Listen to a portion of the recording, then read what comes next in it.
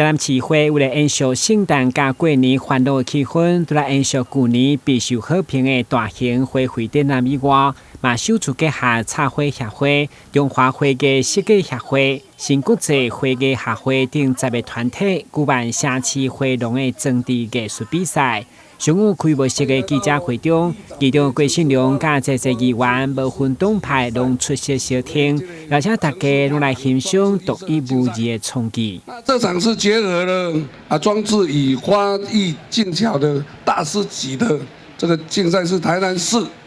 第一次的举办。听讲呢，周先生理事长呢，这届呢特别邀请到专攻所有花艺界的这个各大资深及专业的人士，在花艺界都很有响叮当的团体，能够集合来到台南，为这次的花艺呢来贡献他们的因的手艺甲因的才能，会使讲是大师级的啦吼。这届呢会展出，会使讲互人耳目一新，嘛会当互咱全台南市所有的市民呢来到台南市议会，看到这各都台南市。会使讲是一流的顶尖团体做出来的物件，互咱大家用世外桃源一般的美丽，充满着欢喜。对啦吼，邀请到咱全国啦吼最顶尖，而且呢最负盛名拢有20-30档的这个主力的这个团体，所有的老师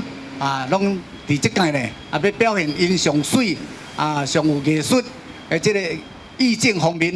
来做一个展示，互咱社会大众呢，互咱大家呢，会当呢，而且呢，感受到大自然花水感受到这个花艺设计，这个水呢，会当呢带入咱每一个人的生活，会当呢，互咱的环境，互咱的周围，大家更加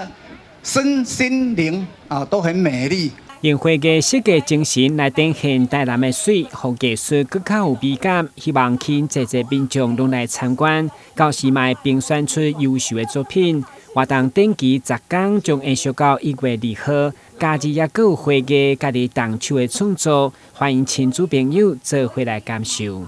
城市花廊是啦。但新闻顾问及林根采访报道。